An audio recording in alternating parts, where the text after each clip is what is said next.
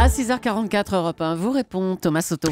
Dimanche, avant-hier, donc, le pape François a ouvert un synode au Vatican, synode sur la famille. Bonjour Jean-François Colosimo, vous êtes historien des religions et vous dirigez les éditions du CERF spécialisées dans les textes religieux.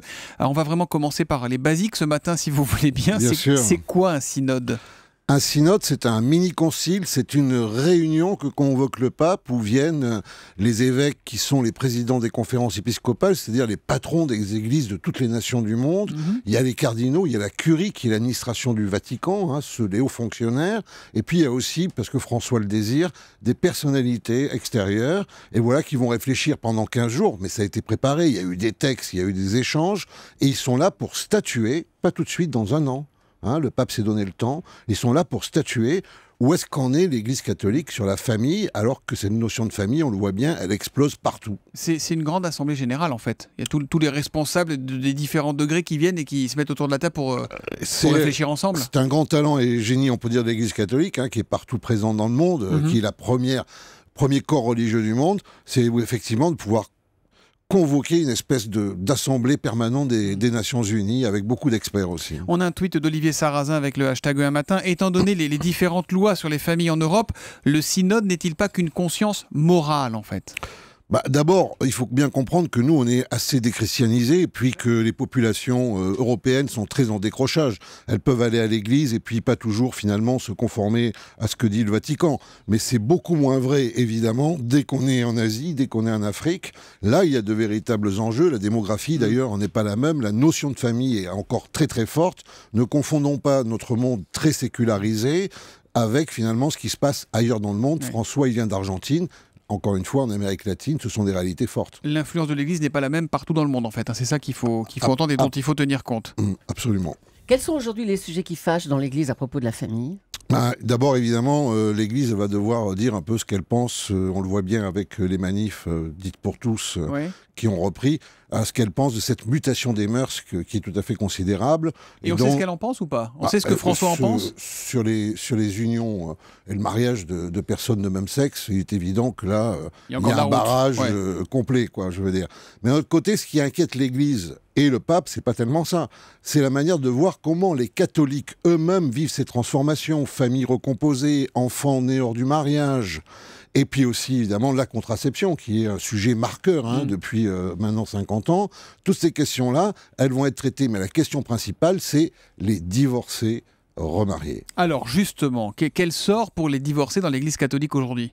On est toujours à l'interdiction du divorce ? On ne peut toujours pas se remarier à l'Église quand on a divorcé aujourd'hui ? Il n'a jamais été question d'ailleurs qu'on puisse divorcer dans l'Église catholique, pour être clair. Oui. L'Église catholique, c'est la seule entité religieuse au monde qui professe l'indissolubilité totale du mariage. Ça veut dire qu'elle ne reconnaît toujours pas le divorce ? Il n'y a pas de divorce possible, et donc à partir de là, ce qui se passe, c'est comme le mariage est indissoluble, quand deux personnes consentantes, majeures, vaccinées, ont décidé de se marier, c'est un état permanent jusqu'à la mort.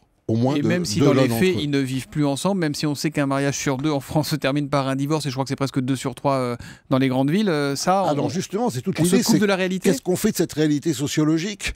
Pourquoi ? Parce qu'il y a beaucoup de catholiques qui, effectivement, comme tous les Français, divorcent, ils se remarient, mais ces catholiques-là, ils n'ont pas accès au sacrement, c'est-à-dire à ce qui fait quand même l'essence de la vie de l'Église.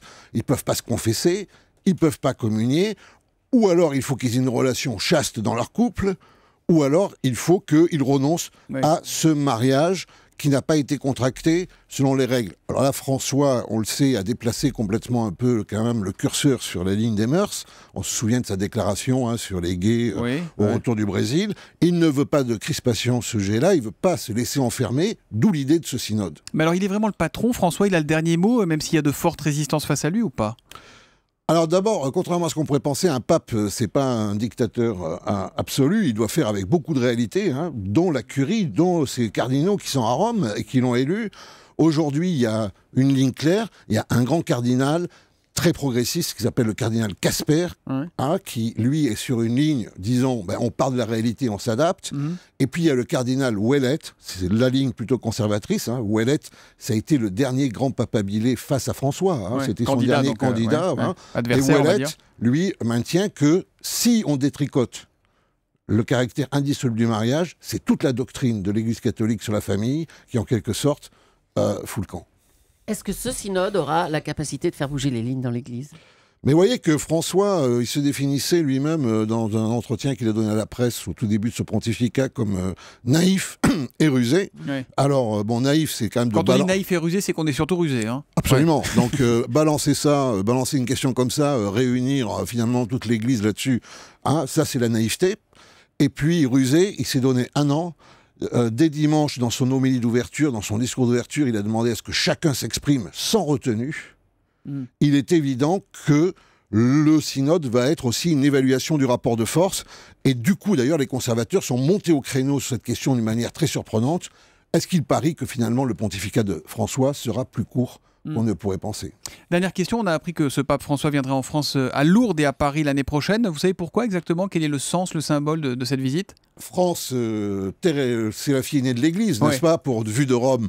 La France, c'est le pays de la manif pour tous, mais c'est aussi le pays de la plus grande communauté juive, de la plus grande communauté musulmane d'Europe.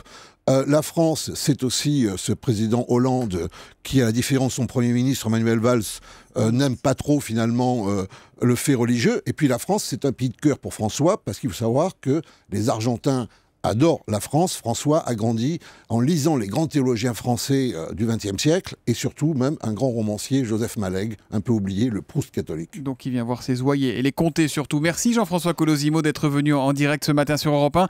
Vous venez de publier Les Hommes en trop, les chrétiens d'Orient qui sort chez Fayard. Merci, bonne journée à vous.